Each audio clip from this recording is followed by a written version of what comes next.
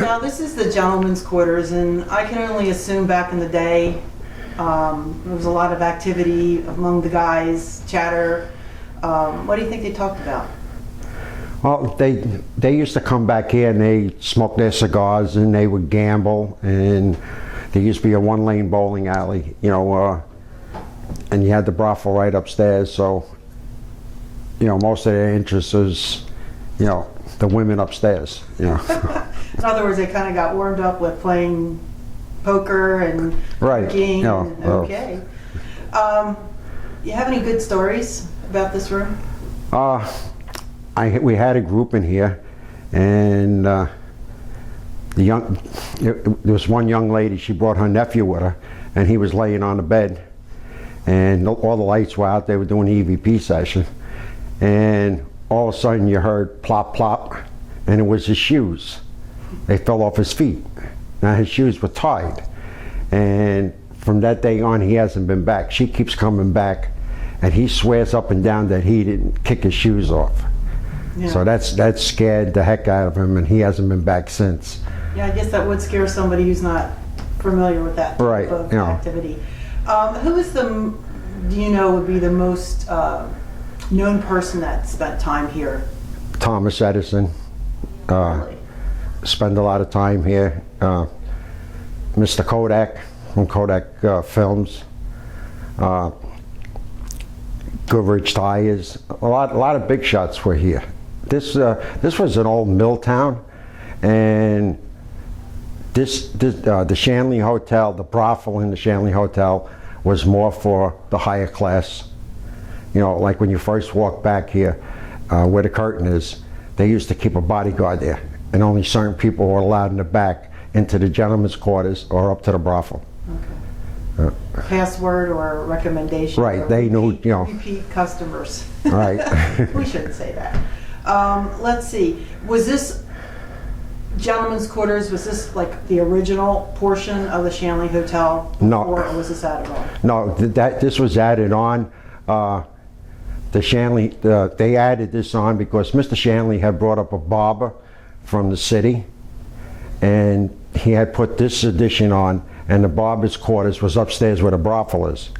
And then when little Rosie drowned, the barber went back to the city, and then it was turned into a brothel, and he opened up the gentleman's quarters. Gotcha. So I know this room is usually used for like teams when they come in. Do they keep the cameras and everything running all night? Some do, some don't, you know. Some get a lot of activity in here, and others it's very quiet. It all depends. What do you think is the most common activity that occurs back here? Shadow people. They see a lot of shadows, a lot of EVPs, being woken up during the night. Some of them feel like somebody's crawling into bed with them. You know, things like that. Do you think that back in the day when this was used as the gentleman's quarters, you know, you had the bowling alley and all the other stuff, was women allowed to come in here? No, there was no women at all. Matter of fact, the story goes, well, when I first started working in the hotel, and I had, where the curtain is, I had a friend that was a medium, and every time she went to step past that curtain, the curtain would come right up at her, almost hit her in the face. She would take one step back, the curtain would go down. And she told me that she wasn't allowed here because the women weren't allowed in this section of the building. I can totally see that. Now, you talked about there was somebody that stood out in the hallway right outside this room, and if you didn't have the okay to come in, do you know who that was? That was Frank. We call him the Guardian. And I have a picture of him. You've seen that. I have the picture of him that we caught with a motion detector camera. You know, and he didn't let nobody back here unless they belong here. I know. I know a lot of my friends that have been here, that, and including myself. When you're sitting out in the great room, and if you just turn a certain way, you can almost see him standing in that door. Yes, most of the time. Matter of fact, I had a visit here from Texas, and we had an event on a Saturday night, and her plane wasn't leaving until Monday. So she stood over an extra day. And she was just downstairs snapping pictures, and she caught the shadow, the full image, but it was all shadow, was dark, of him standing at the doorway of the men's room, and it was right in that entrance there.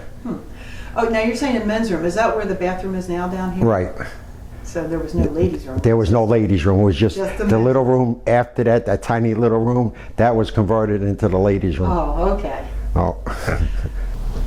Okay, Sal, we were just down in the gentleman's quarters, and as you were saying, after the guys spent some time down there drinking and playing cards, they eventually ended up here. Yes. Go ahead. You want me to explain what the rooms? Yes. Yeah, go ahead. The first room was Anna's room. She was a young Irish girl that was brought over from Ireland looking for a better life. And back in those days, things were hard. And what the ladies did was a profession. There was nothing to condemn them about. You know, that was the only way of making money. And then we have room number 2 was Maddie's room. Maddie was a little older woman, and she had worked up here. Room number 3 is Rosie's room. Now Rosie's a toddler, and a lot of people ask us, why do we have a young child's room up here in the brothel? Like I had said downstairs, that this used to be the barbers' quarters. They had lived up here, and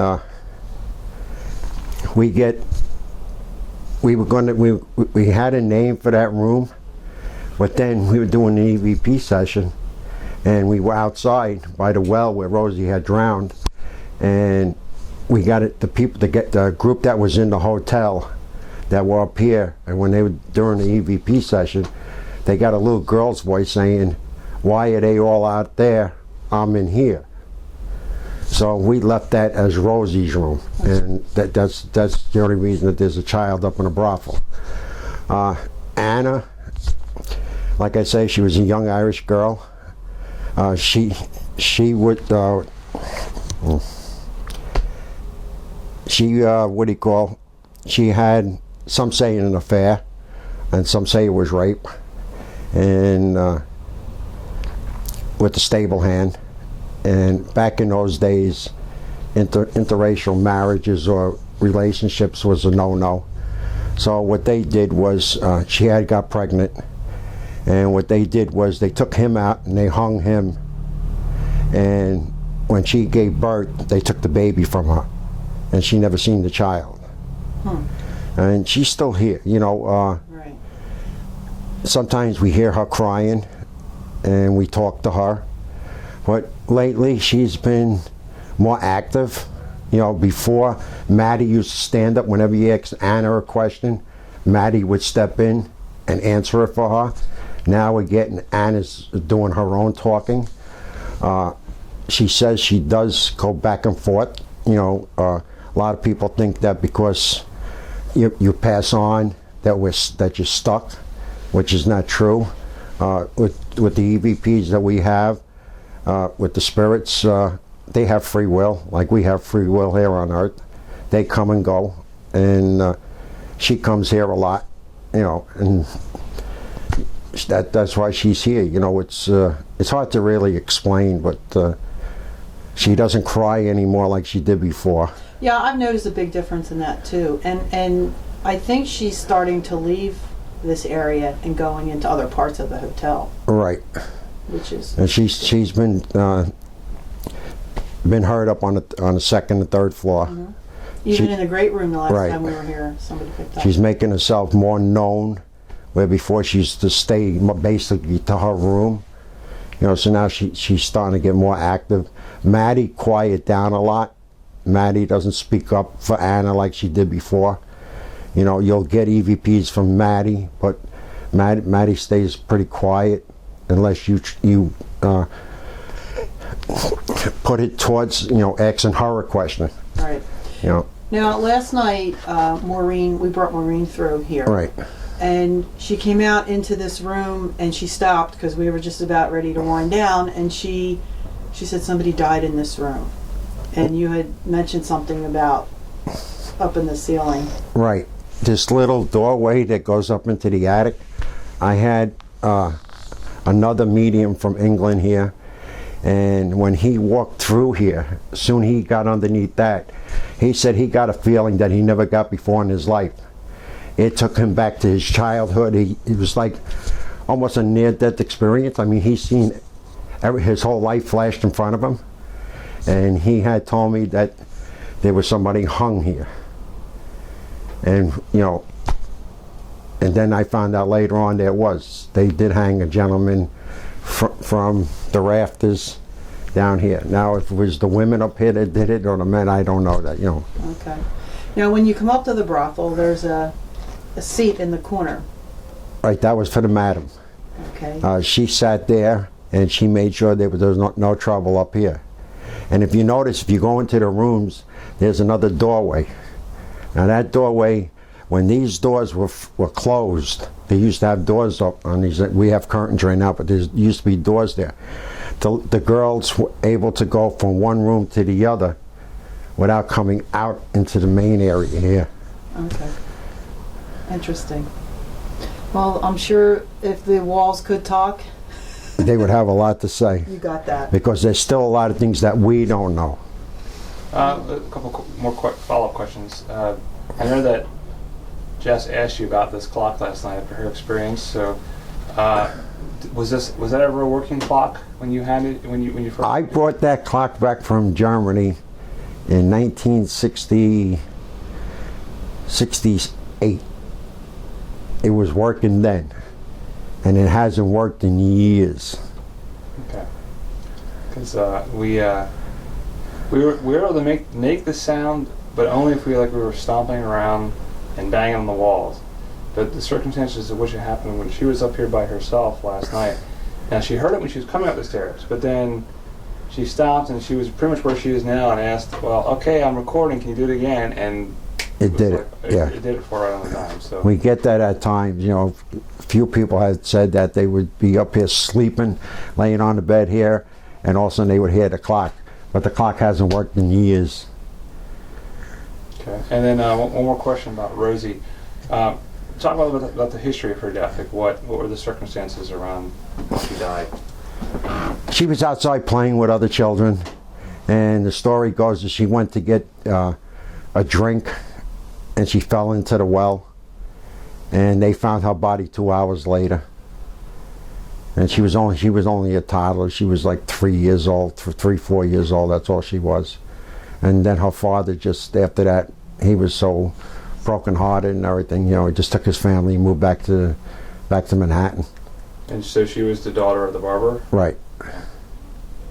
All right, Sal, tell us a little bit about the history of what you know about the basement, what it was used for, and maybe how it changed over years as the hotel evolved. Well, in the early 1900s, it was too cold to bury outside. The grounds were frozen during the winter. So they used to store underneath the porch, through that door there behind you. They used to store bodies there until the ground was able to be worked on, you know, so they can dig, because they were only using shovels back then. We have a couple of spirits in the basement. One is TJ. He was a bartender. He died in October 1986. He was a Vietnam veteran and very proud of it. But he died from Agent Orange, and he suffered a lot. And for some reason, he feels that what we get from him, he mostly communicates with other veterans.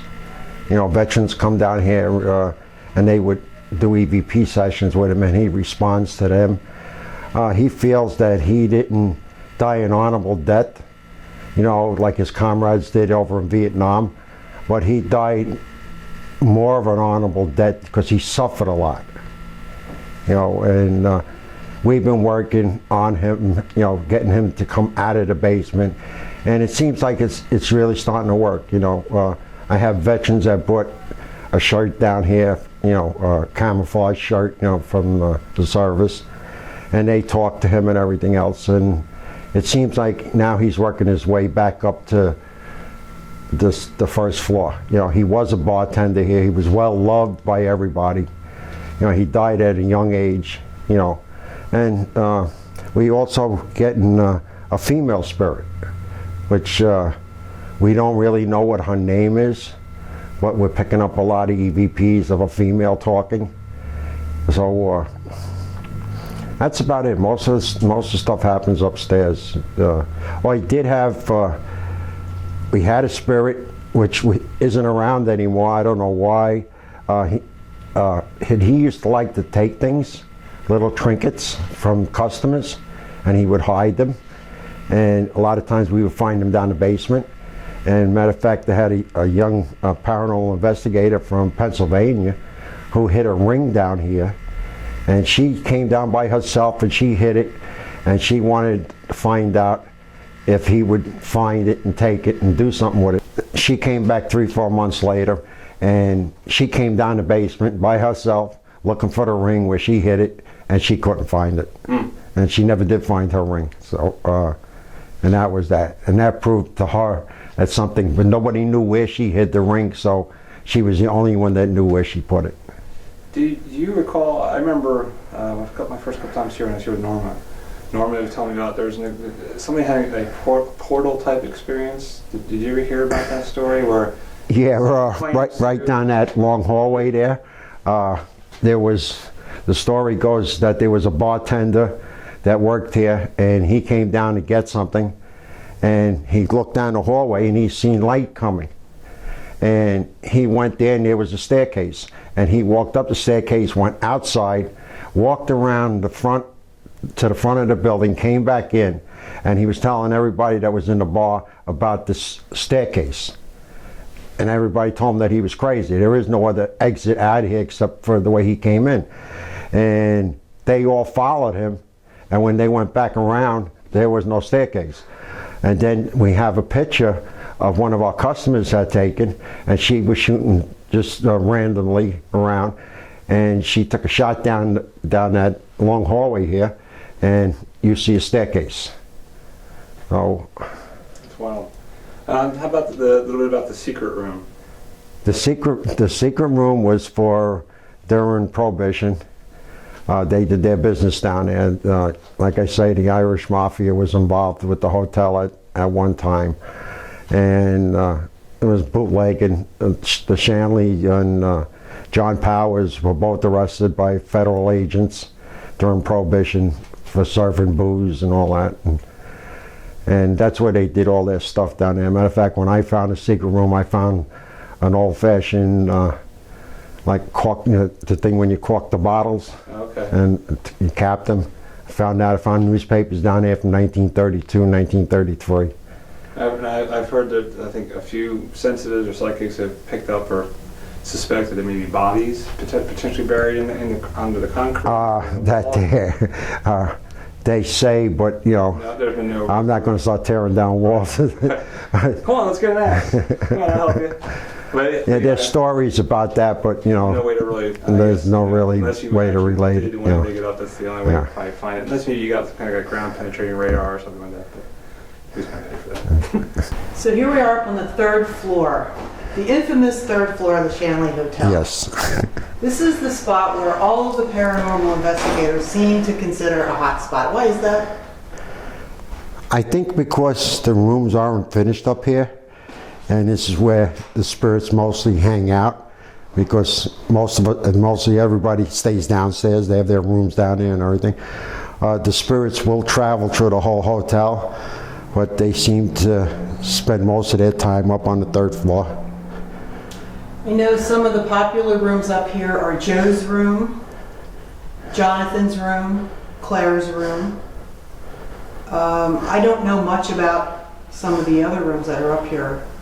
Well, for some reason, those are the most active rooms up here, and now we're getting Sarah's room. So we have Joe's room, we have Jonathan's room, Claire's room, and Sarah's room. Joe back in his day, he was a hitman, and in the beginning, when we first used to come up here to investigate, he was a very nasty person. He wasn't a mean spirit. I call him a grumpy spirit, grumpy on this side, grumpy on that side. When you used to walk into his room, you would feel pressure up against your chest, like you came far enough. They don't come any further.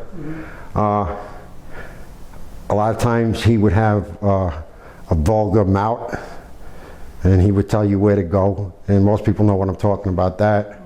And that's the way he is. Joe has calmed down a lot. He's used to all the paranormal investigators coming, and so he's been really pretty gentle with everybody. Jonathan, who was hit by a car, and his mother had worked in the hotel at the time, and he spends a lot of time in a room right next to Joe's room, adjoining room, and that's where we have all his toys and everything. And lately we've been getting EVPs saying he doesn't want to be called Jonathan anymore. He wants to be called John. Oh. He's older, he wants to be called John. And Joe protects, for some reason, he watches over Jonathan. So if people start to provoke on Jonathan, Joe steps in. And it's pretty cool. Same thing with Claire. Claire will watch over him, and he's a child. What's the story on Claire? It's one of those things, just like anywhere else, you hear a whole bunch of different versions. There's a lot of different versions, but the most that keeps coming up, and with EVPs and stuff, is that she got pregnant with her boyfriend, and she wanted to get married. He refused to marry her, and she wound up hanging herself.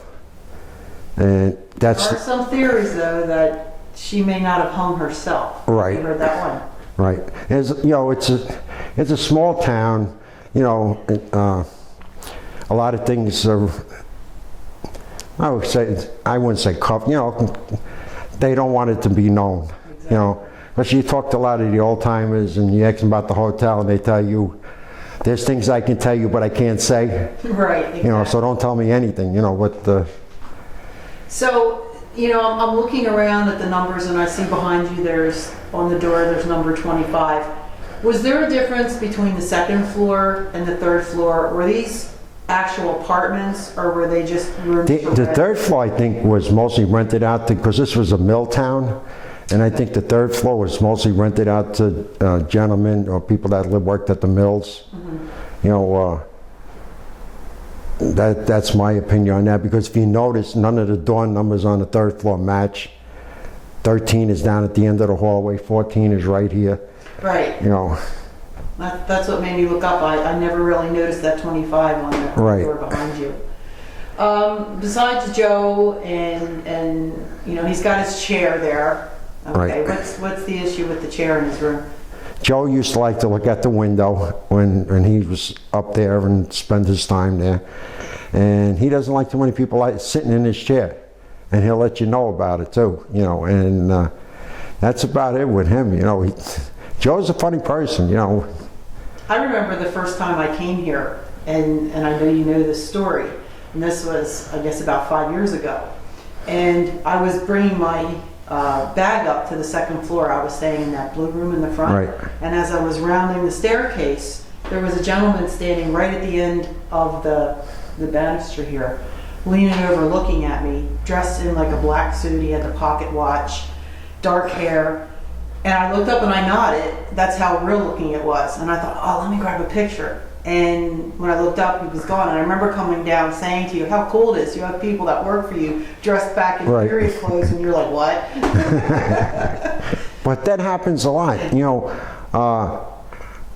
most of the times when I go into my apartment at night, I always have, where you are now, I always have to look up.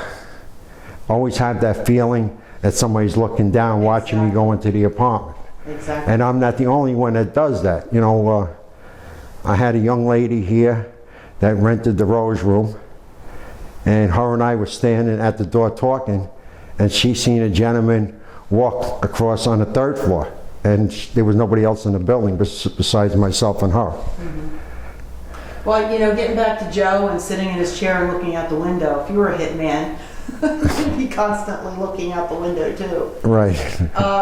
When we were in the gentleman's quarters, I asked you about famous people and things that stayed here, and you said Thomas Edison, Kodak. What about gangsters? Legs Diamond was frequent this hotel a lot.